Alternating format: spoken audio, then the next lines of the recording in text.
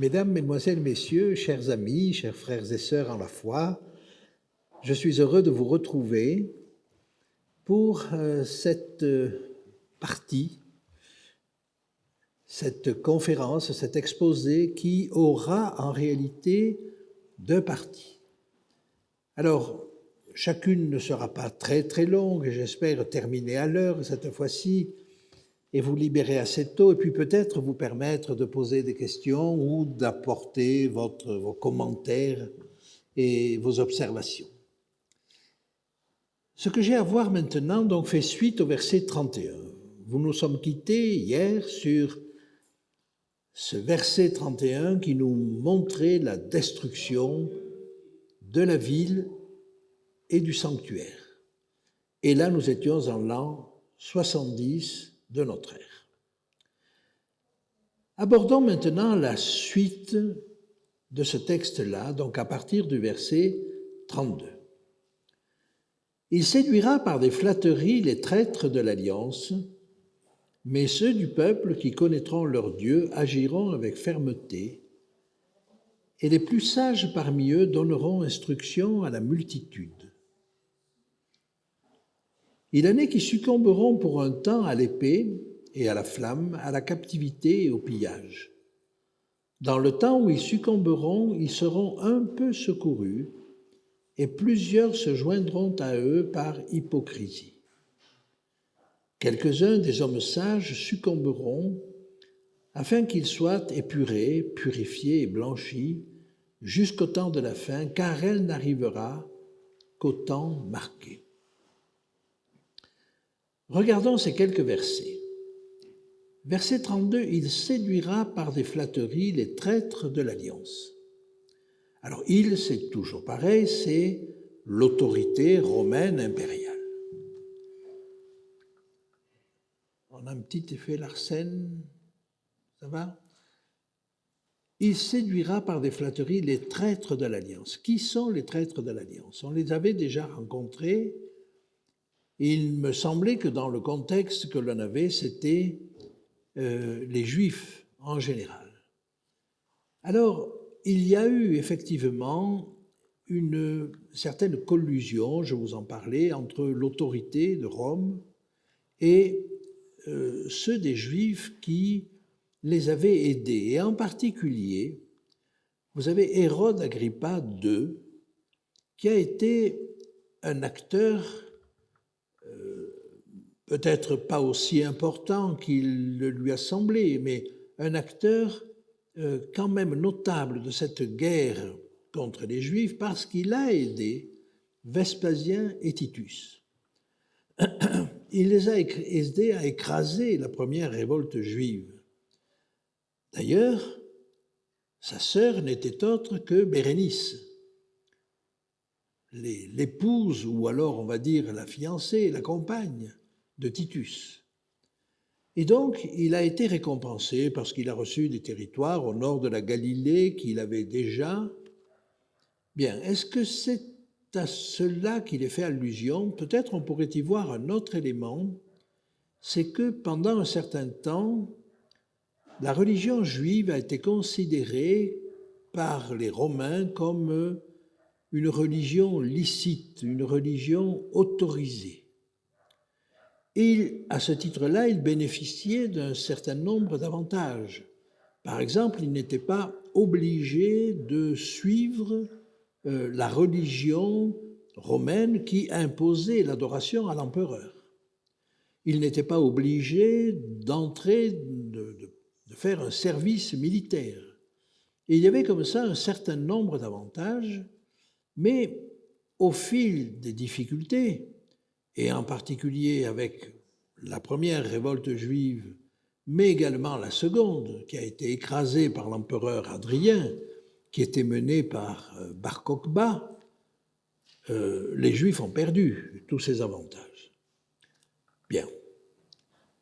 On nous dit, mais ceux du peuple qui connaîtront leur Dieu agiront avec fermeté. Alors, de quoi est-il question ici ? Eh bien, il est probable qu'il s'agit des apôtres, de ceux qui les ont suivis, et de tous ces chrétiens qui ont été fidèles à Dieu. Surtout que le verset suivant, le verset 33, nous dit « Et les plus sages parmi eux donneront instruction à la multitude, et il en est qui succomberont pour un temps à l'épée et à la famine, à la captivité et au pillage. » Alors, ceux qui auront été intelligents, ceux qui donneront instruction à la multitude, on les retrouve au chapitre 12, verset 3. C'est une définition très large. Et il nous est dit, ils brilleront comme la splendeur du ciel, et ceux qui auront enseigné la justice à la multitude brilleront comme les étoiles à toujours et à perpétuité. Bien sûr, mais la persécution est là.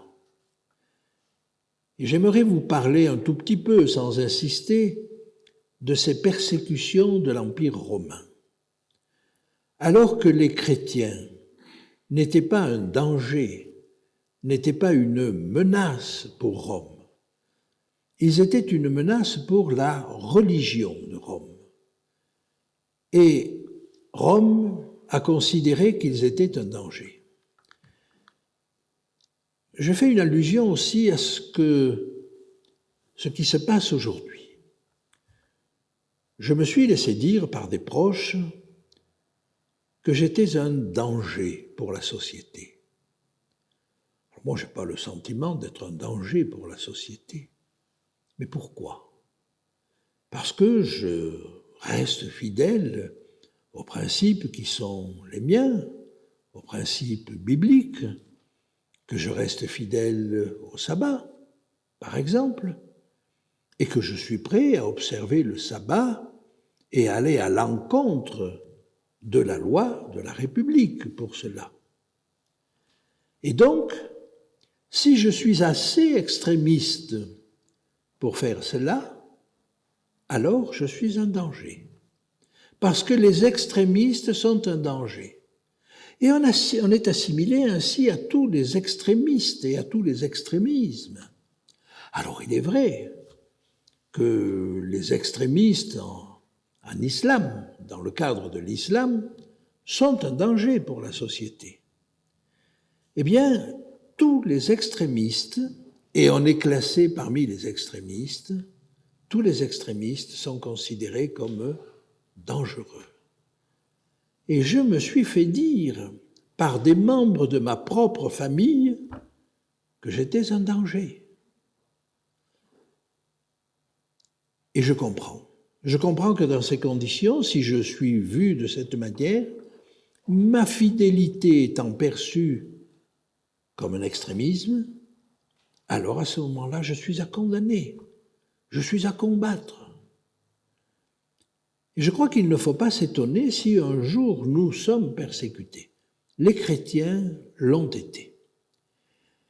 Et donc, je vais vous parler un tout petit peu des conséquences de cela.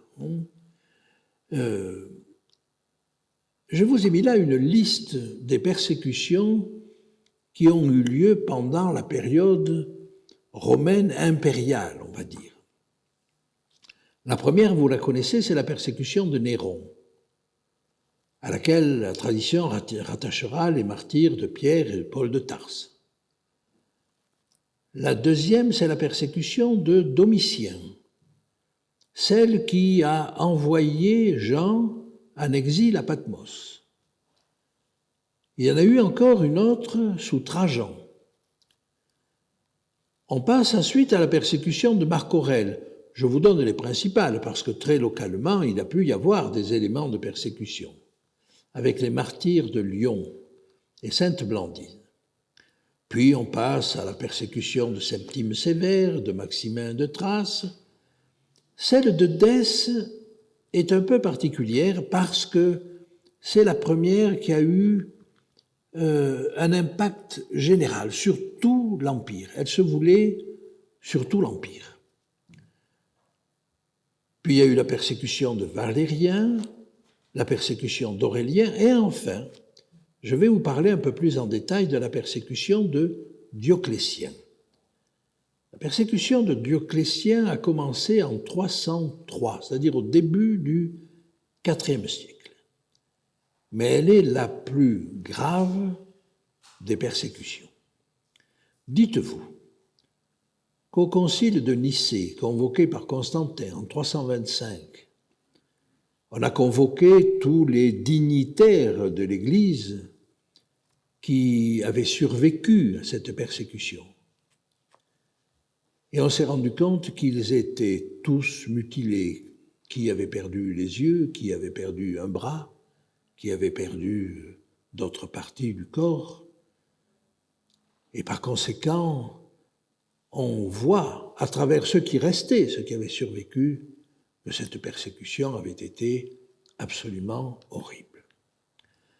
Alors, Dioclétien se trouve confronté à des attaques barbares permanentes qui envahissent le territoire de l'Empire romain. Et alors il va prendre une décision qui, dans un premier temps, a l'air de marcher.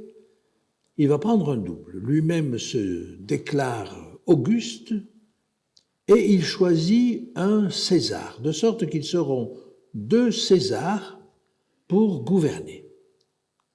Voilà. Alors, je reviendrai là-dessus, mais je vais vous montrer comment s'est organisé Dioclétien. Donc, il va choisir un autre César en 285. Ce duumvirat, si j'ose dire, fonctionne bien.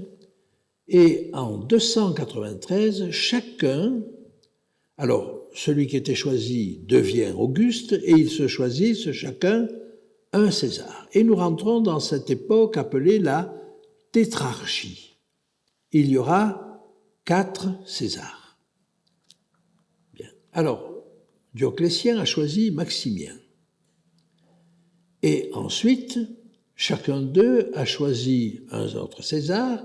Domitien a choisi Galère et Maximien a choisi Constance Chlore. Bien. Mais Dioclétien souhaitait que le système continue. Et donc il a demandé à Maximien de démissionner, et lui-même va démissionner en 305. Il va demander à Maximien, qui n'en a pas trop envie, de démissionner aussi, afin que Galère et Constance Chlore choisissent à leur tour 2 Césars. Bien. Alors, Galère va choisir Maximin d'Aia et Constance Chlore va choisir Sévère. Jusque-là, tout va bien.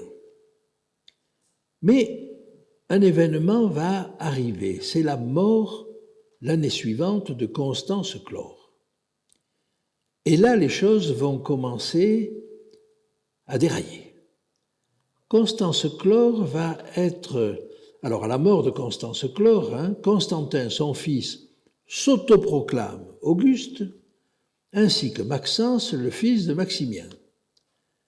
Et Maximien, du coup, revient. Alors, il fait exécuter Sévère, mais il avait démissionné, mais il revient sur sa démission. Galère malade désigne Licinius, Maximien est suicidé, et Maximin d'Aia éliminé par Licinius en 313. Alors je vous donne cette chose-là. Donc Constance Chlore disparaît, il est remplacé par Constantin et Maxence. Bon, puis Galère malade décide de nommer Licinius. Ensuite, Maximien va éliminer Sévère. Constantin va éliminer Maximien. Licinius, lui, va éliminer Maximin d'Aia. Vous comprenez que tout ça est l'objet de lutte à l'infini. Et finalement, Maxence, lui, va être éliminé par Constantin à la fameuse bataille du pont Milvius en 313, de sorte en 312, excusez-moi, et en 313, il ne reste que, alors pardonnez-moi, c'est la même qui revient, que Constantin et Licinius. Pourquoi c'est si important? C'est parce que je vous ai dit, la persécution commencée par Dioclétien s'est faite en 303. La victoire de Constantin sur Maximien, sur Maxence plutôt, a lieu en 312, ce qui lui permet à ce moment-là d'éliminer, d'arrêter toute persécution. Et en effet, Constantin est un stratège. Il se dit, l'Empire est attaqué de toutes parts, et nous sommes en train de persécuter les chrétiens qui sont les plus fidèles des sujets, puisqu'ils sont fidèles à leur foi, sont capables d'affronter la mort pour rester fidèles à leur foi, gardons-les dans nos rangs. Et donc, ne serait-ce que par stratégie, il va dire, faisons-nous des amis des chrétiens. Et donc, il arrête la persécution, ce qui lui permettra de garder toutes ses forces et même d'en acquérir davantage pour lutter contre les invasions barbares. Et à cette occasion-là, donc, ils vont émettre, Constantin et Licinius, l'édit de Milan, qui paraîtra donc en 313, exactement 10 ans après le début de la persécution. Laissez-moi vous lire une partie de la deuxième lettre aux églises dans l'Apocalypse. La lettre à Smyrne. Écris à l'ange de l'église de Smyrne. Je vous lis à partir du verset 10. Ne crains pas ce que tu vas souffrir. Voici, le diable jettera quelques-uns de vous en prison, afin que vous soyez éprouvés, et vous aurez une tribulation de 10 jours. Sois fidèle jusqu'à la mort. 10 jours. 10 jours, en termes prophétiques, assez souvent, c'est 10 ans. Eh bien, la plus grave des persécutions, la persécution de Dioclétien, a duré exactement 10 ans, de 303 à 313 de notre ère. Nous avons donc là une réalisation de la prophétie. Alors, vous avez un exemple de cette tétrarchie. Vous avez là une statue qui présente les 4 César, Alors c'est à la basilique Saint-Marc à Venise, mais c'est une statue qui a été ramenée à Venise, voilà. Et donc vous avez là un témoin du passé de ce qu'a été la tétrarchie ou de ce qu'elle aurait dû être. Et vous voyez les Césars qui s'embrassent. En réalité, ils se sont fait la guerre à qui mieux. Voilà. Alors parlons maintenant de cet édit de Milan. Lors d'une rencontre à Milan, premier semestre 313, Constantin et Licinius ont élaboré les grandes lignes de leur politique, y compris en matière religieuse. Et le 13 juin 313, à Nicomédie, Licinius fait afficher un rescrit impérial reprenant les décisions prises à Milan en matière de religion. Lorsque moi, Constantin Auguste, et moi, Licinius Auguste, nous sommes venus sous d'heureux auspices à Milan, et que nous y recherchions tout ce qui est importé à l'avantage et au bien public, parmi les autres choses qui nous paraissaient devoir être utiles à tous à beaucoup d'égards, nous avons décidé en premier lieu et avant tout de donner des ordres de manière à assurer le respect et l'honneur de la divinité, c'est-à-dire que nous avons décidé d'accorder aux chrétiens et à tous les autres le libre choix de suivre la religion qu'ils voudraient, de telle sorte que ce qu'il peut y avoir de divinité et de pouvoir céleste puisse nous être bienveillant, à nous et à tous ceux qui vivent sous notre autorité. Donc vous voyez un décret de liberté religieuse. Je vous lis la suite parce que vous allez voir qu'un certain nombre de détails montrent que ça n'était pas rien. Et en outre, voici ce que nous décidons en ce qui regarde les chrétiens. Leurs locaux, où ils avaient coutume de s'assembler auparavant, si les gens paraissent les avoir achetés, soit à notre fils, soit à notre fisc, soit à quelque autre qu'il les restitue aux dits chrétiens sans paiement et sans réclamer aucune compensation, toute négligence et équivoque étant mise de côté. Et si certains ont reçu ces locaux en présent, qu'il les restitue au plus vite aux dits chrétiens, ainsi que les acquéreurs de ces dits locaux, ou ceux qui les ont reçus en présent, réclament quelque chose à notre bienveillance, qu'ils se présentent au tribunal du magistrat local, afin que par notre générosité, une compensation leur soit accordée. C'est-à-dire que non seulement il y a la liberté de culte, mais il y a la restitution de tous les édifices religieux. Tous ces biens devront être rendus au corps des chrétiens par tes soins, sans aucun retard et intégralement. Et afin que les termes de notre présente loi et de notre générosité puissent être portés à la connaissance de tous, alors il faut bien se faire un petit peu de publicité, bien entendu, il est convenable que tout ce que nous avons écrit soit affiché par ton ordre, soit publié partout et parvienne à la connaissance de tous, de telle sorte que la loi due à notre générosité ne puisse échapper à personne. Vous noterez que ce souci de publicité, nous l'avions trouvé également chez Cyrus, dans ce fameux décret qu'on avait trouvé sur le cylindre de Cyrus, où il permettait à chacun d'exercer la religion de son choix, le métier de son choix, et de choisir le lieu où il habiterait. Voilà ce qu'étaient l'édit de Nicomédie ou l'édit de Milan, parce qu'il a été publié, semble-t-il, à Milan par Constantin et à Nicomédie par Licinius. Mais vous comprenez qu'avec des personnages comme Constantin, 2 à la tête de l'Empire, c'était trop. Et donc, en 324, il va éliminer Licinius, et en 325, l'année suivante, il va convoquer le concile de Nicée, dont je vous parlais tout à l'heure. Dans le temps où ils succomberont, ils seront un peu secourus. C'est-à-dire qu'avec toutes les persécutions que les chrétiens ont eues, à un moment donné, ils seront un peu secourus. Mais vous allez me dire, ils ont été beaucoup secourus par Constantin. Effectivement. Mais le un peu peut porter sur le temps. C'est-à-dire que, on pourrait dire, ils seront un peu de temps secourus. Et plusieurs se joindront à eux par hypocrisie. Alors littéralement, c'est pas hypocrisie, hein, c'est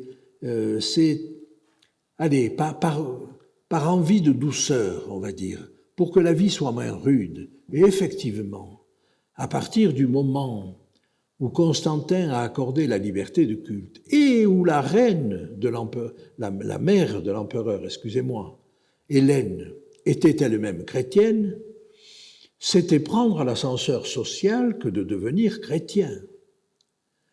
Et donc, il y a eu beaucoup de conversions à ce moment-là. Mais vous imaginez que ça n'était pas des conversions aussi solides, aussi fermes, aussi fortes que celles que les chrétiens avaient pu connaître avant lors des persécutions. Et par conséquent, on va avoir un affaiblissement de la foi. Et l'Église qui pensait y gagner va y perdre. Oh, plus que cela. Plus que cela parce que il nous est dit ici, quelques-uns des hommes sages succomberont afin qu'ils soient épurés, purifiés et blanchis jusqu'au temps de la fin, car elle n'arrivera qu'au temps marqué.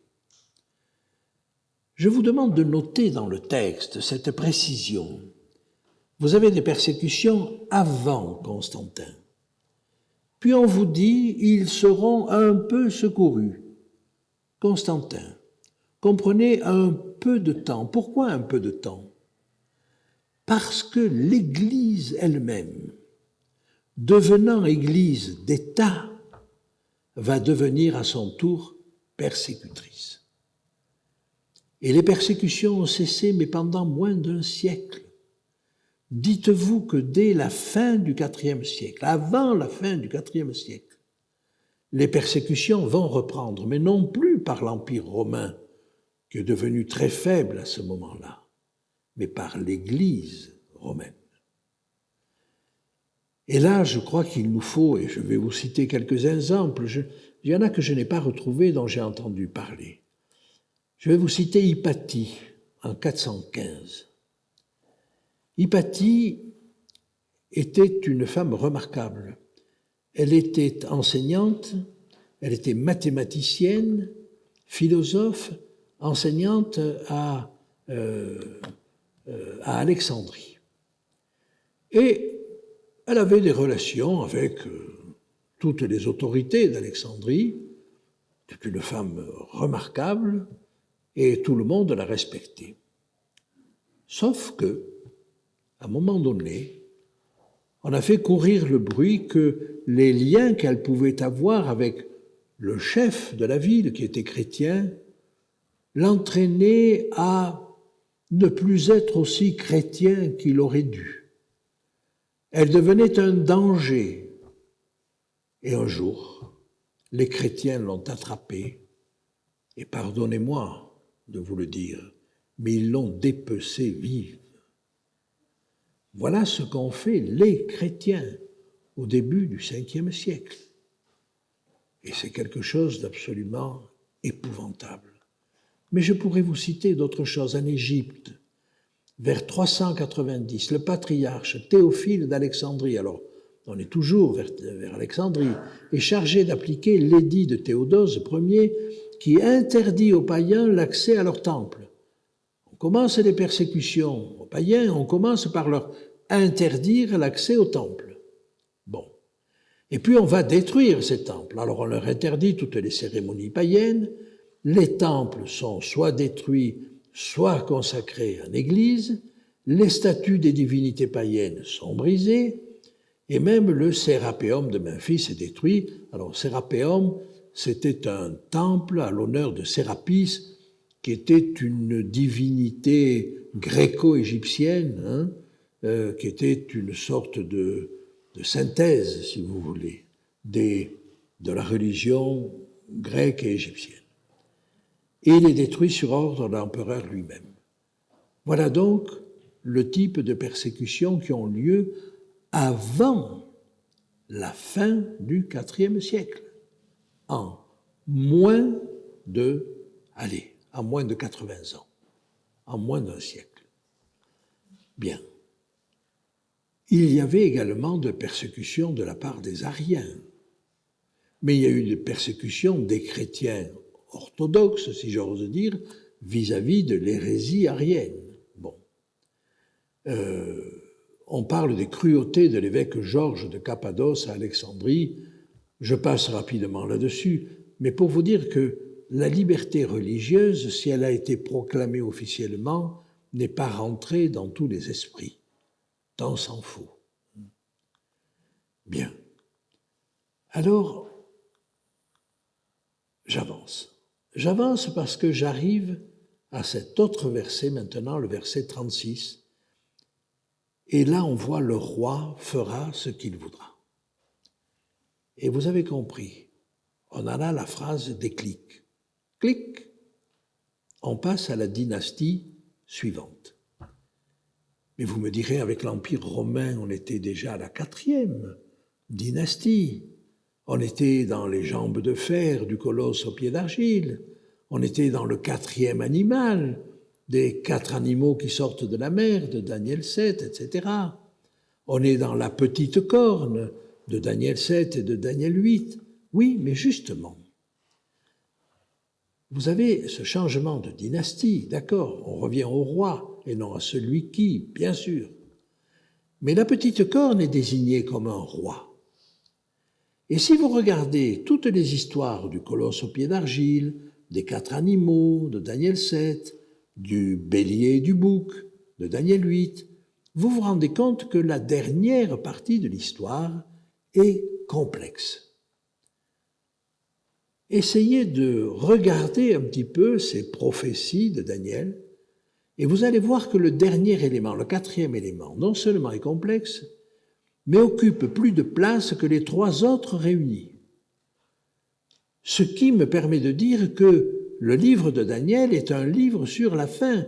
C'est vrai qu'il nous donne un panorama de l'histoire, mais dans les trois premières visions, il nous donne un panorama de l'histoire qui est extrêmement léger sur les trois premiers et qui s'attarde sur le dernier. Et l'élément du dernier est tellement complexe qu'on peut y discerner un cinquième élément. Rappelez-vous que dans le colosse au pied d'argile, à la fin, le fer, qui représente l'Empire romain, est mêlé d'argile. Bon. Il y a là, avec l'argile, et surtout l'argile du potier, l'idée que c'est Dieu qui façonne l'argile. Et vous avez là un élément spirituel qui vient s'ajouter. Si vous regardez les 4 animaux de Daniel 7, vous avez cet animal terrible, puissant, avec 10 cornes, qui correspondent aux 10 pays issus du démembrement de l'Empire romain. Mais vous avez la petite corne. Et c'est elle, ce fameux roi supplémentaire, qui vient créer une nouvelle dynamique. Bon, petite corne que vous retrouvez également en Daniel 8. Et donc, si vous voulez, il y a là la nature d'un nouvel élément, d'un nouveau royaume, si j'ose dire, d'un cinquième. Alors, j'avance encore un petit peu et on va voir ce roi impudent, artificieux, que j'ai traduit par malin et astucieux, et nous allons voir comment il est décrit ici. Et nous abordons donc la Rome médiévale. Le roi fera ce qu'il voudra. Ça, c'est la phrase qui nous permet de passer à la dynastie suivante. Bien. Changement de dynastie, nous en avons déjà parlé. Il s'élèvera. Le verbe qui est là, c'est le verbe gadal en hébreu qui signifie se grandir, ce qui signifie être grand ou se grandir. Or, dans Daniel, et je vais vous le lire, dans Daniel 8, au verset 9, 10 et 11, ce même verbe est employé, alors c'est un verbe très courant, bien sûr, mais il est employé à réitérer foi. Et vous allez voir comment. Daniel 8, verset 9. De l'une d'elles sortit une petite corne qui s'agrandit beaucoup vers le midi, vers l'Orient, vers le plus beau des pays. Elle s'éleva jusqu'à l'armée des cieux. Le texte dit « elle se grandit jusqu'à l'armée des cieux ». Et elle fit tomber à terre une partie de cette armée et des étoiles, et elle les foula. Elle s'éleva jusqu'au chef de l'armée. C'est le même verbe. Elle se grandit jusqu'au chef de l'armée, lui enleva le sacrifice perpétuel et renversa le lieu de son sanctuaire. Bien. Alors on a déjà là une ressemblance avec ce que l'on connaît du chapitre 8 et de la petite corne. Bien. Ensuite, elle se glorifiera au-dessus de tous les dieux. Et là, on se rend compte que cette nouvelle puissance a une dimension spirituelle que n'avaient pas les précédentes. Donc cela confirme que nous sommes certainement avec cette Rome moyenâgeuse. Daniel 8, 25 nous avait dit, à cause de sa prospérité et du succès de ses ruses, il aura de l'arrogance dans le cœur, il détruira beaucoup d'hommes qui vivaient tranquilles et s'élèvera contre le chef des chefs. Donc, l'arrogance. Il se glorifie au-dessus de tous les dieux et il dira des choses incroyables contre le Dieu des dieux. Oh, je ne vais pas insister là-dessus, mais vous savez très bien que la papauté s'est grandie exagérément. au point que le pape pouvait se déclarer le maître de ce monde. Et même un a osé prétendre être le maître de l'univers, dépasser les bornes de notre monde. Dois-je vous rappeler qu'il se considérait comme le remplaçant de Dieu sur la terre, le remplaçant de Christ plutôt, sur terre, c'est-à-dire qu'on lui devait obéissance comme on l'aurait fait à Christ s'il avait été là. Bien. Donc, je n'insiste pas là-dessus, mais je veux vous montrer d'autres ressemblances. Il dira des choses incroyables. Le mot qui est employé là, c'est niplaot, des choses étourdissantes, incroyables. Et ce même mot, vous le trouvez dans Daniel 8, 24. Il fera d'incroyables ravages. Et ce mot n'est pas employé ailleurs dans le livre de Daniel. C'est-à-dire que ce verset 36 du chapitre 11 nous renvoie, pour qui connaît un petit peu le vocabulaire hébraïque employé, nous renvoie à Daniel 8, 24 et à la petite corne. Il prospérera, tsala en hébreu. Eh bien, en Daniel 8, 12, il réussit, mais c'est le même mot, tsala. Et au verset 24, il réussira, c'est le même mot, tsala, qui n'est employé dans le livre de Daniel que dans ces deux passages. C'est vous dire qu'au niveau du vocabulaire, ce verset 36 du chapitre 11 nous renvoie, et de plusieurs manières, nous renvoie directement à la petite corne de Daniel 8. Et ça n'est pas quelque chose que l'on tire par les cheveux, ce ne sont pas des mots largement utilisés. Gadal était un mot largement utilisé, mais pas les autres, pas niplaot et par tsala. Et donc il réussira dans ses entreprises, il détruira le puissant et le peuple des saints. Alors, au verset 25, c'est pareil. La prospérité, c'est tsala. Donc il y a vraiment un parallèle entre ces deux-là. Il se glorifiera au-dessus de tous les dieux et dira des choses incroyables contre le Dieu des dieux. Et j'aimerais maintenant vous citer un texte de Paul. Vous avez vu hier que Jésus lui-même a cité Daniel 11 quand il a prédit la chute de Jérusalem. Et vous avez vu pourquoi il a pu prédire que quand on verrait cette puissance serrée de près Jérusalem, il fallait fuir.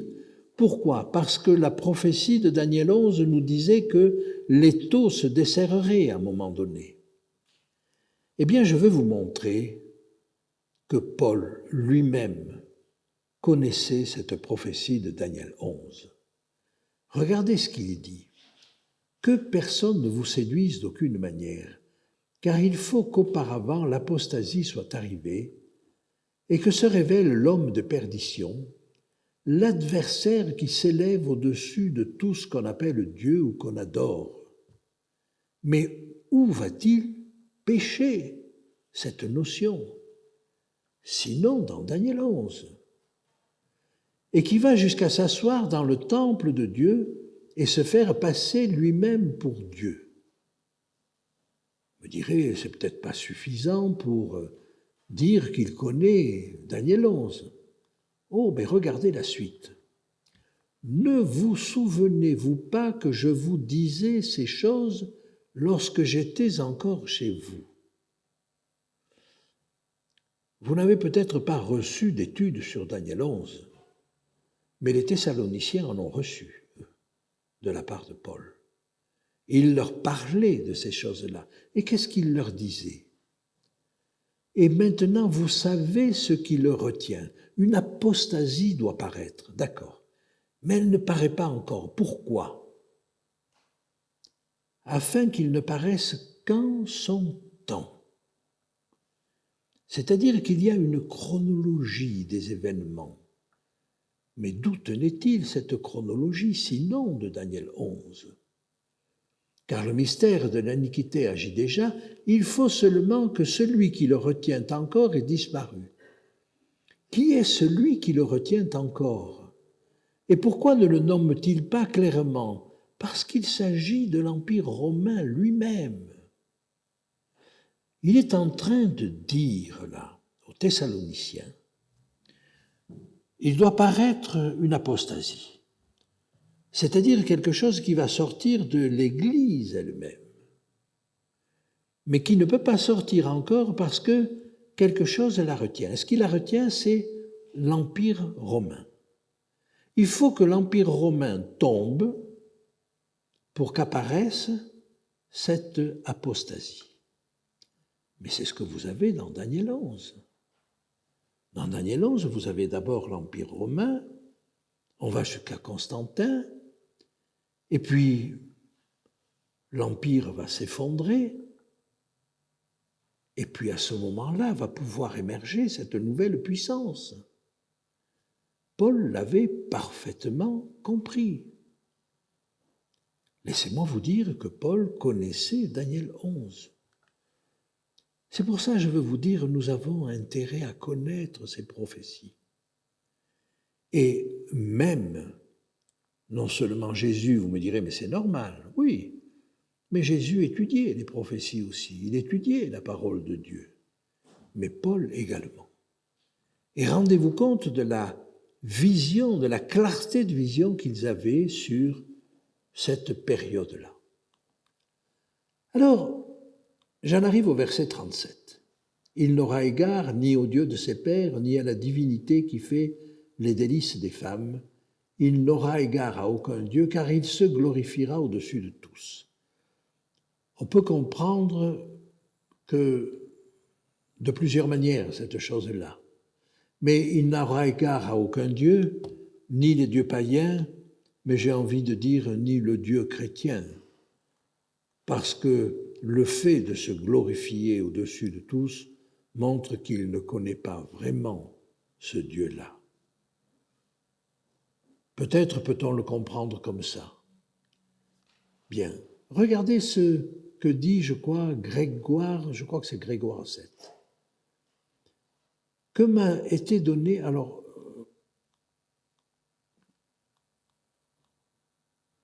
la citation n'est pas en entier, donc je vais la laisser tomber. Mais il y a une autre possibilité, c'est le culte d'Adonis. Alors ce culte d'Adonis, seules les jeunes filles et les femmes y participaient, et il se déroulait une fois par an, au printemps, et durait 2 jours. Et le premier jour, on célébrait la mort d'Adonis, il était pleuré, et puis le lendemain, sa résurrection était fêtée. Évidemment, vous comprenez que c'est très proche de la fête de Pâques. Et il a été assez facile de remplacer le culte d'Adonis par la fête de Pâques. Mais apparemment, il n'avait pas d'égard pour cela. Bien. Je me rappelle que frère Vaucher, qui voyait effectivement l'émergence de la papauté à partir du verset 36, y voyait le célibat des prêtres. Je lui laisse la responsabilité de cette approche, mais après tout, pourquoi pas? Bien. Texte d'ailleurs intéressant, c'était paru dans la Revue adventiste il y a quelques dizaines d'années, une étude sur tout le chapitre 11 de frère Vaucher. Il n'avait pas vu le passage romain au verset 16, mais il avait vu le passage à la papauté au verset 36. Voilà. Alors, il se glorifiera au-dessus de tous, littéralement, il se grandira, c'est-à-dire c'est toujours le verbe gadal que nous avons si souvent au chapitre 8. Toutefois, verset 38, il honorera le Dieu des forteresses sur son piédestal. Et à ce Dieu que ne connaissaient pas ses pères, il rendra des hommages avec de l'or et de l'argent et avec des pierres précieuses et des objets de prix. Quel est ce Dieu des forteresses sur son piédestal? Alors, les forteresses, Mahusim dans le texte, peut se traduire par position élevée. Et c'est souvent d'ailleurs sur des positions élevées que l'on construisait ces forteresses. Frère Vaucher, toujours lui, y voyait le culte marial.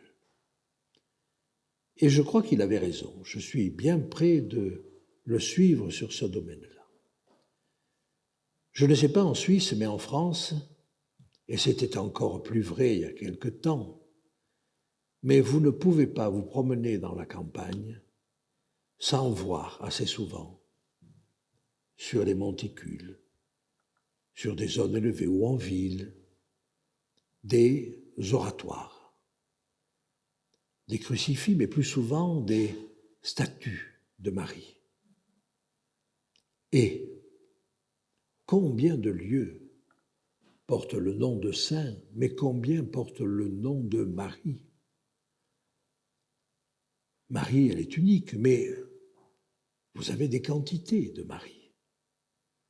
Et donc, des milliers de lieux portent le nom de Marie.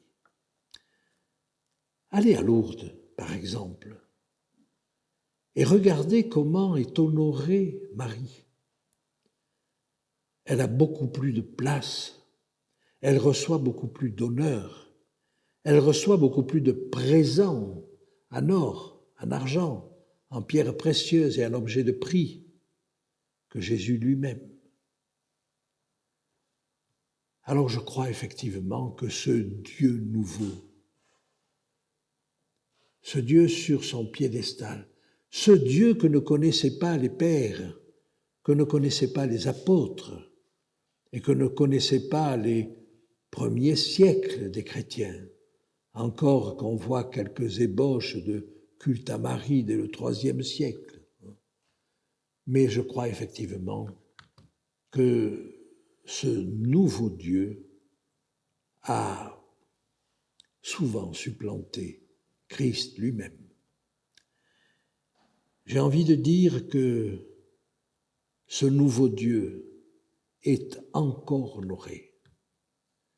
Et savez-vous, par exemple, que, alors je ne sais pas si je l'ai mis là, mais il trouve son origine à Éphèse, bien sûr, mais au 5e siècle, saint Ambroise de Milan va dire qu'il est le père de la mariologie, et il dit Marie est le temple de Dieu et non pas le Dieu du temple.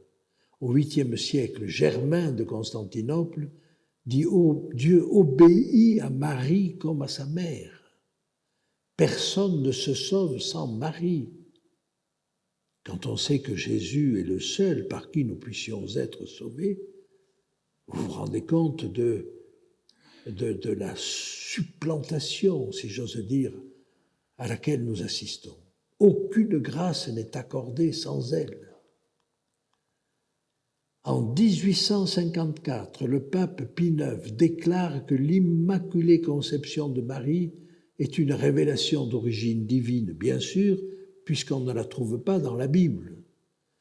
C'est-à-dire que l'Immaculée Conception, ça n'est pas que Marie a conçu Jésus de manière virginale. Non, c'est que Marie a été conçue elle-même de manière virginale, c'est-à-dire qu'on lui attribue exactement les mêmes choses qu'à Jésus.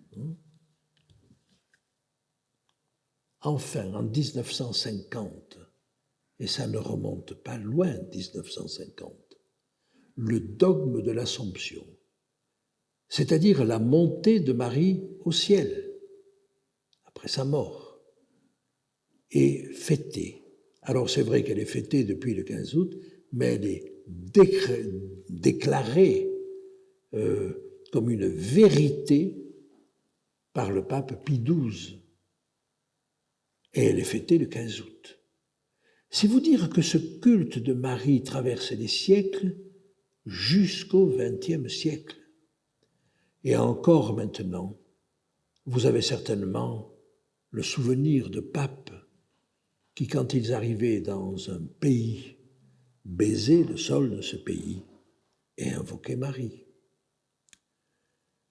Voilà, alors je ne veux pas aller plus loin dans ce domaine-là parce que je voudrais mettre un bémol au fait de désigner cette puissance sous la forme de la papauté. En réalité, la papauté n'aurait pas pu faire ce qu'elle a fait si elle n'avait pas reçu le soutien des politiques. Et les politiques n'auraient pas pu faire tout ce qu'ils ont fait, je pense aux croisades et je pense aux persécutions de tous ordres, s'ils n'avaient pas été dynamisés, boostés, si j'ose dire, par la papauté. En réalité, quand on parle de cette puissance, de cette petite corne qui va être persécutrice, je crois qu'il ne nous faut pas parler de la papauté, mais il nous faut parler d'une puissance politico-religieuse. Il nous faut parler d'une collusion entre le politique et le religieux. Parce que le religieux tout seul, il peut bien dire ce qu'il veut, on n'est pas obligé de le suivre.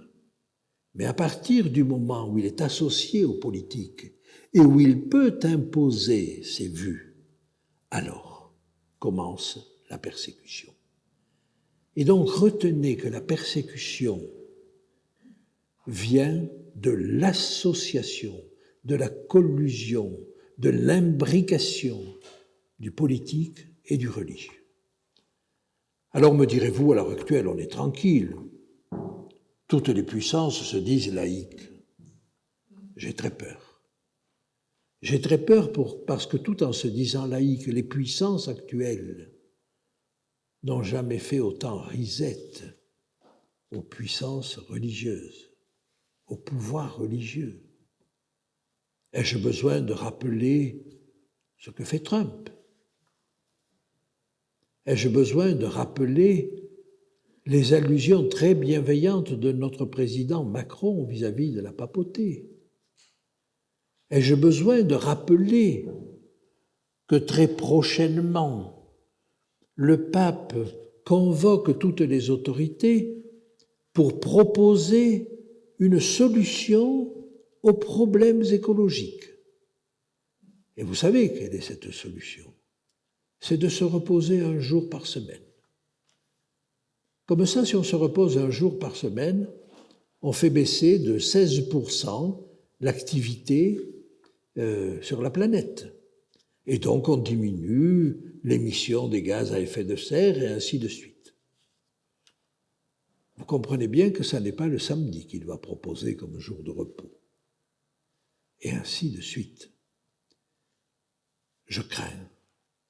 Je crains parce que notre société, derrière une façade de laïcité, n'a peut-être jamais été aussi impliquée dans les affaires religieuses et la religion n'a jamais été aussi impliquée dans les affaires de l'État.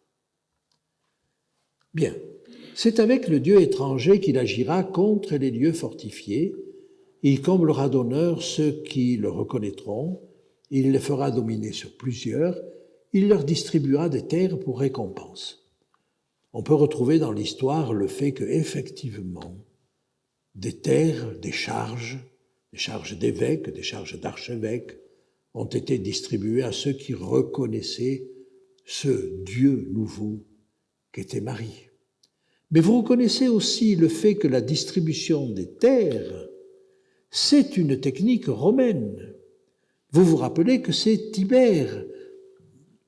Jules César avait essayé de le faire et a tenté de le faire, mais le Sénat avait refusé. Alors que Tibère, lui, a pu le mettre en application, et ça s'est poursuivi sous Caligula et sous Claude. Eh bien, ça se poursuit encore, ça s'est poursuivi pendant tout le Moyen-Âge. Nous sommes bien dans l'esprit romain. Alors, laissez-moi avancer encore un petit peu. Charge d'évêque, voilà, le partage des biens, c'était les biens des hérétiques, bien sûr, qui étaient couverts par cela. Je vais vous lire maintenant, si vous voulez bien, le verset suivant. Nous sommes dans Daniel.